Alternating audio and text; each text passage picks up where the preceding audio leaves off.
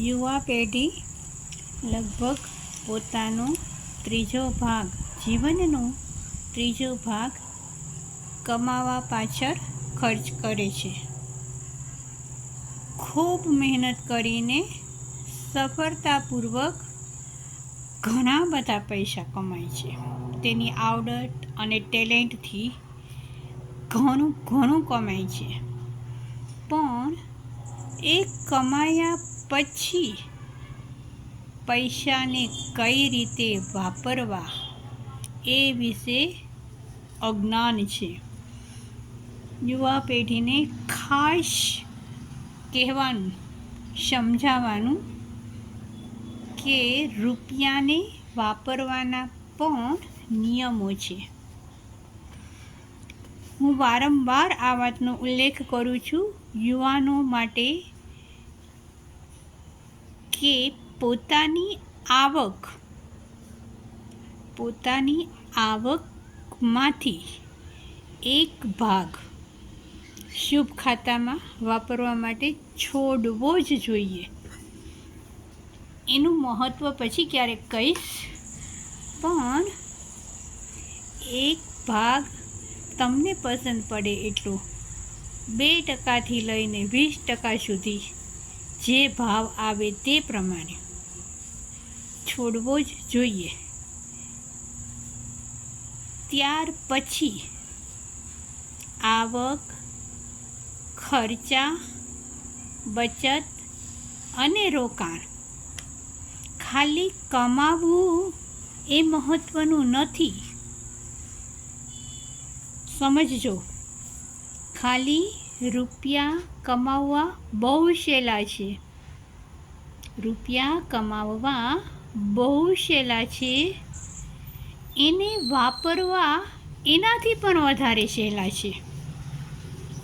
પણ આજના આ ટેકનોલોજીના યુગમાં બચાવવા ખૂબ અઘરા છે. અને બચત થઈ પણ ખરા તો એને રોકાણ ક્યાં કરવું એ પણ સમજી વિચારીને કરવા જેવું છે. એટલે આ 4 બાબતોને ખાસ ધ્યાનમાં રાખવી અને એમાં પણ આવકમાંથી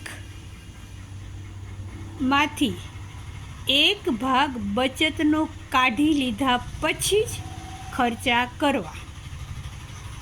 પહેલાંના સમયમાં એવું કરતા લોકો કે આવકમાંથી ખર્ચા બાદ કરી અને જે બચત વધે તેનું રોકાણ કરતા.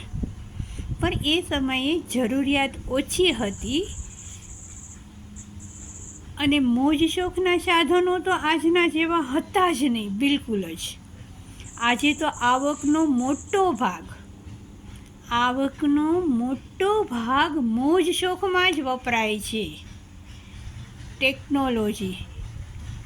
ટેકનોલોજી દરેક જગ્યાએ કેટલા રૂપિયા ખાય છે વિચારજો. મોબાઈલ, મોંઘા મહિના મોબાઈલ, એટલા મોબાઈલથી કંઈ જ નથી થતું. પછી એની અંદર રિચાર્જ, વ્યક્તિ દીઠ સાધન, સ્કૂટર, ગાડી કે જે કંઈ પણ હોય તે, એ વ્હીકલ પ્લસ એની અંદર એનું પેટ્રોલ, ટીવીની અંદર પણ રિચાર્જ. કેવી જ રીતે કોમ્પ્યુટર જોઈ લો, લેપટોપ જોઈ લો, સ્માર્ટ વોચ જોઈ લો, કોઈ પણ ઇલેક્ટ્રોનિક આઇટમને જોઈ લો. ઇવન પહેલાંના જમાનામાં વોશિંગ મશીન કે એવું કશું પણ નહોતું. એ પર અત્યારે એનું પણ ચલણ વધતું જાય છે. જોકે અમુક વસ્તુઓ જીવનની સુવિધા માટે સારી પણ છે, સરળતા પણ લઈ આવે છે. પણ ખર્ચા કઈ રીતે કરવા એનું પ્લાનિંગ બહુ જ જરૂરી છે.